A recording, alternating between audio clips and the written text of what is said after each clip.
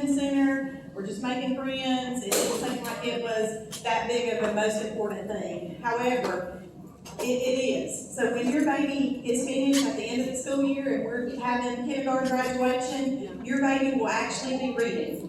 They'll be reading short sentences and actually writing short sentences. And right now you might be like, oh my God, my kid can barely write their name. That's okay. They're going to learn all of those things. And, you know, it's very important in order for them to be able to do that they be in school. And, you know, in the state of Alabama, they consider chronic absenteeism as anything 15 days or more. And so, and then our Talladega County Code of Conduct, which you can find online on the Talladega County website, it's around page 8. You'll see where it starts talking about attendance policy. And any student that's missing, you know, 15 or more days is in danger of retention. So I just want to lay that out there because, you know, a lot of times that perception about kindergarten is like it's not as important as all the other grades, but actually it's one of the most important. That's your foundation, okay? So another thing I know that you're going to see, and you probably have all over Facebook, there's lots of talk about dress code. Well, I want you to put your mind at ease. This is elementary school, so a lot of times the dress code conversations that you're seeing on social media, that's about secondary. That's about middle school and high school. I'm not putting elementary kids in school suspension over their clothing. They're little, they don't have any control over the things that, you know, and a lot of times your child might jump up and come to school in something that 100% you did not have laid out, and they got on the bus before you could even see what they had. And so just know that the way that we handle that is letting you know, okay, if they can make it through the day and what they have on, then they will, and we'll let you know that this is not something that they need to wear again. I mean, if they show up in something that's too short, or it's too small, or if it's their pajamas, those things happen, and it's okay. You know, we're going to take care of them, and then you'll know, and then they won't wear that again. That's just it. I'm not going to put them in it. Now, another thing that you'll hear a lot about is about nap mats and things like that. I want you to know, you know, we try on our school supply list to almost warn you to, hey, let's just do a beach towel. An oversized beach towel is just fine. If you've already bought the more expensive, the little padded nap, that's fine. That's fine too. If you can take it back, that's fine. But I want you to know that in elementary school, in kindergarten, we start out the first 9 weeks, they will actually nap, like a true nap. The second 9 weeks, it's more of a rest and read. So there's students that still really need that nap, and they'll get that. And students who are past that stage, then they'll just kind of rest and read at that point. And then when we come back from the holidays in January, we will have moved away from nap totally. So see how it would be almost more cost effective to just, they're fine with a large beach towel. And then that's also something super easy to put in the backpack on Friday to then wash and send back to school. But if you did the other, that's fine. I just want you to know so that it's something you can use in some other capacity in your life with your kid. One thing that we do, I mean, this is kindergarten, they're 5, I know they're potty trained, but accidents happen. Students sometimes just get super busy and they forget, and that's okay. We were unable to keep, I mean, our school has grown tremendously. We can't keep clothes for kids to change into. So what your kindergarten teachers are gonna ask you to do is have a Ziploc bag with their name on it and put a change of weather appropriate clothes. So like for right now, a pair of shorts, a t-shirt, and a pair of underwear is appropriate. And then when the weather changes and it's cold, then you'll put some long pants, long shirt, pair of underwear. If your child has an accident, the teacher will let you know, and they'll send the dirty clothes home. But if the child messes up more than one time, you're going to hear from us because there's probably something wrong. So they probably just, you know, they're probably not feeling well or something. Community supplies. I don't dictate this for teachers, but it is recommended, and your child's teacher will let you know what they're doing. So a lot of times in kindergarten, community supplies is a good idea because of cursive comparison. So like, she's got a dolphin pencil pouch, you know, that kind of thing. It's so much easier for a teacher to give out, like when it's time for the crayons, they have the crayons. I mean, I'm sure at home, every time your child is playing with something that they shouldn't be playing with, when they're playing with it. Well, if they have access to those things all the time, that can cause those kinds of issues. And so a lot of times your kindergarten teacher will develop that policy of, hey, we're gonna do community supplies, and that's fine, okay? Community snack, that's also something that you might hear from your teacher and say, hey, in our classroom, we're gonna do community snack. Well, what does that mean? Well, if the classroom has 20 students in it, then that means that you will supply snack for the classroom one time for a month.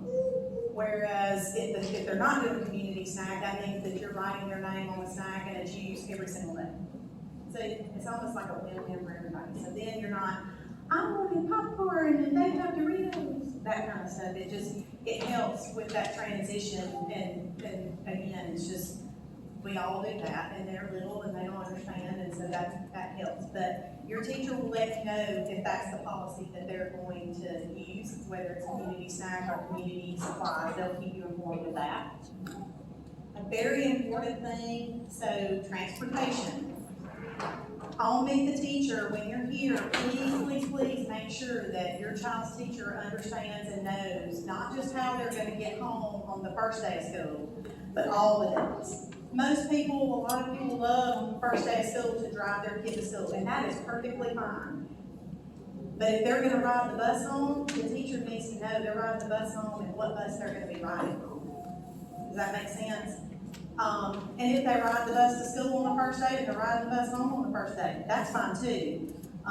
But usually a kindergarten child can't communicate those things. If you need to make a transportation change, please always do that in writing. I know emergencies happen. You can reach out to the office, try to always do that before 1 o'clock to let them know. And if you have to change transportation too often, that can get confusing to a child. So every so many days they're going to Mama's house, and then every so many days they're going here. For a kindergarten child, that can be really confusing. And just know that a mistake can happen there if they're, changing that often. One thing that you'll find on the first day, or at Meet the Teacher, the teachers will have their hard plastic tags that they'll write your child's name on, and it'll have if they're a car or bus rider, and it'll have the bus number if they're a bus rider, and that'll be attached to their backpack. Communication, you will have communication with your teacher. One thing that we use, we've done lots of things over the years. We've used Remind in the past.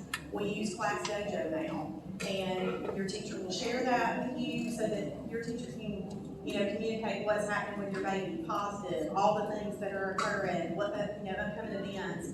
On Class Dojo, is an app that you download. You'll see where we post things on there that are just for Lincoln Elementary School that we don't post on social media. And there's a reason for that. There are certain things that I'll send an autocaller out about that you'll get on your phone, or I'll put on Dojo or Bo that you're not going to see on our Facebook page, because it's a more secure transmission of information of what's happening in school. So it's really important for you to make sure that you get that Dojo information from your teacher so that we're connected.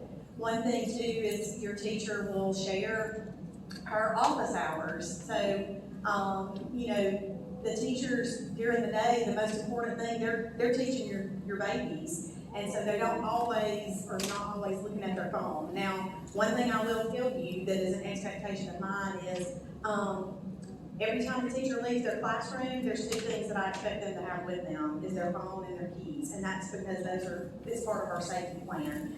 Their phone is how we communicate, and they have all of their records for where your child is supposed to be, all the things on their phone. So if your baby comes home and is like, Miss Dunn says on her phone all the time. No, she's not. She's not. She's just supposed to have it all the time. And just know that when you reach out to Miss So-and-so, my expectation is the same expectation I have for myself, is a 24-hour turnaround. If you ever have a question or need, clarification on something, you can always reach out to myself, Ms. Edwards, your classroom teacher. Just know that. I know sometimes parents think, well, you're just in the office. No, once we're in the school building, there's over 900 people here, and we're in the lunchroom, and we're in the hallway, and we're in the classroom. So if you're calling my desk phone or you're sending me an email, I'm probably not going to see that for a while. So just know I'll get back with you, or Miss Edwards will, or your teacher, your classroom teacher will, but it just might not be right when you're calling. Does that make sense?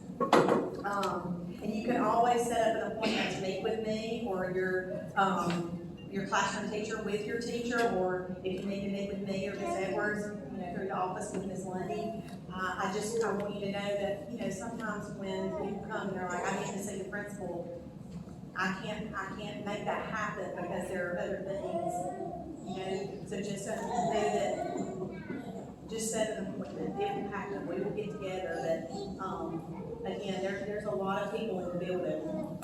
Toys, please, y'all, please.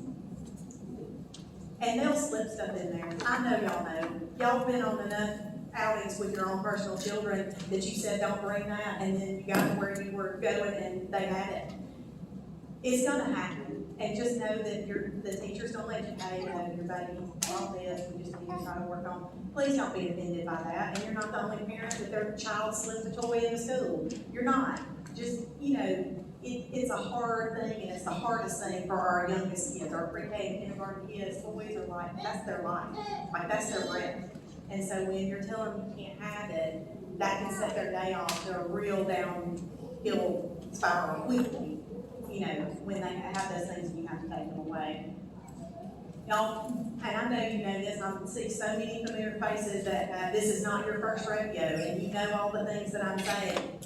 But a big part of kindergarten is making friends. It's learning. This is their step into the world. If your child attended pre-K here, then they walked independently in here for 180 days. If they didn't, this is their first step into the world. And a big part of that is learning how to get along with other people and their social interactions, and that's huge. But know that just the same as if they have siblings at home, or if they went to play with cousins, do they get along all the time? No. So there's going to be a time that they get in the car and say, God, I saw my friend anymore. They're not being bullied. That's going to happen. But if you're concerned, please reach out to the teacher and just listen to your child and talk to us if you're concerned if something's repetitive. But those things are normal and natural things that are going to happen. And I want to encourage you that there are times that we all can have knee-jerk reactions and be frustrated. That's anything. Just be careful that when you're communicating those things to your best friend or to your spouse or whatever, that your child does not hear them. Because that's setting the tone of their attitude towards the school and towards that teacher or whomever they're interacting with. You know what I'm saying? So I know that you're super interested about roles and when roles will be posted. So today, what the purpose of today is, and those of you who are returning parents, this is like your third child, you know what today is about. These 2 hours that they're spending with these teachers is social interaction, just what I said at the beginning, and then just basic knowledge that they're bringing with them so that we can try to build the most balanced classes that we can. Now, I will post roles before meet the teacher, okay? But know that the final roles won't be final until August 14th. So that will be the Monday after the first week of school. And so right now your brain's like, what does that even mean? And so many of you that are even returning parents are like, I don't even know what you're saying. Like, what are you talking about? That's because it happens so few. I mean, I can probably count on my hand how many times I've done this. So, just like anything else, you can end up in a classroom and this is just not the right mix. And if that is the case, then you'll receive a phone call from myself or from Miss Edwards to tell you, hey, on Monday the 14th, Susie Q is going to be in Miss XYZ's room. Do you see what I'm saying? Because I would much rather, right now this is 2 hours. But on that first week of school, that's 4 full days. So that will really give us a good picture of the dynamic that we put together, okay? And so like I said, it has happened so few times, but I want you to be prepared if I call you. That's why it's not that your child has done anything. There's nothing bad about it. This might be a better placement. Does that make sense? Okay.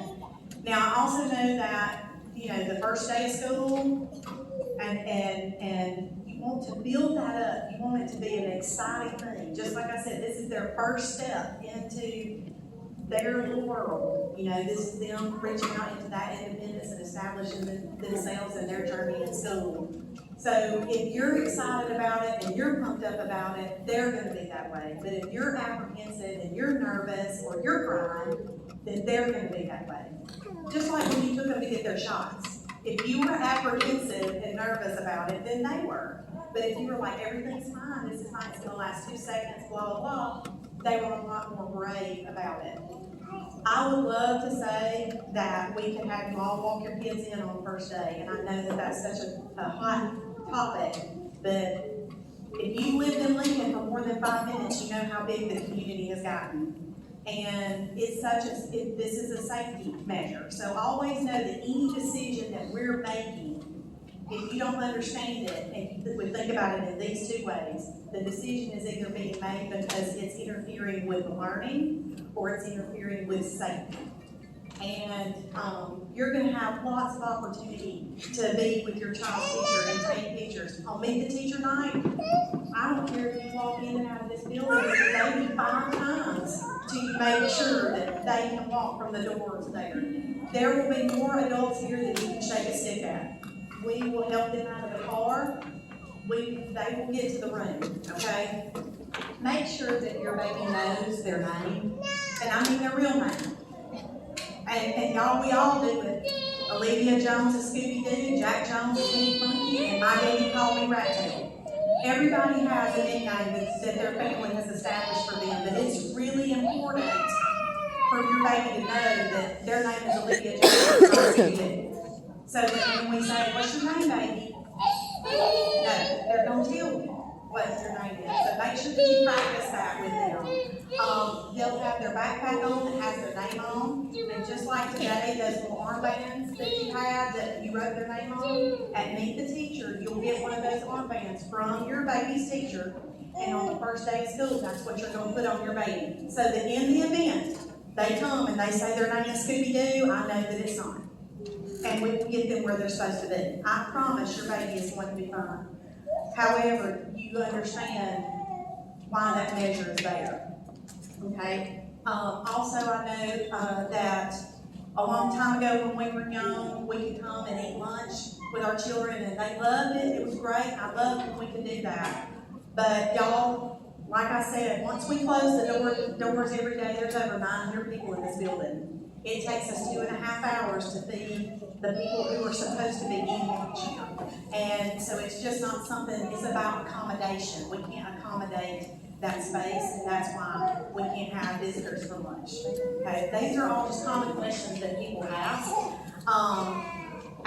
Once we've done Meet the Teacher and we made it through the first week of school, you will have an opportunity for kindergarten parents only on August 31st to meet with your child's teacher. And at that time, the kindergarten teachers will be giving you information about ways that you can help your child be successful at home. So at that time, they'll have been in that classroom for a month. The teacher knows your baby really well, and they'll be able to say, these are the target things that you can work with your baby at home, okay? We couldn't be more excited. The start of the school year is our favorite. It's exciting, it's scary, it's all the things. But our attitude towards that is what makes the year so successful. And so I know that you're excited for your child and you're ready for this next step for them. And if it's not your first rodeo, you totally know. And if it is, I promise you, it's going to be fun. And if you ever have any questions, you know that you can reach out to us. We're here to support you and support your child for success. Okay? So make sure you take that red card that has your child's name on it. You'll need that when you come through the car line at 3 o'clock, and they'll bring your child. That's great practice for car line if you're going to be a car line parent. Okay?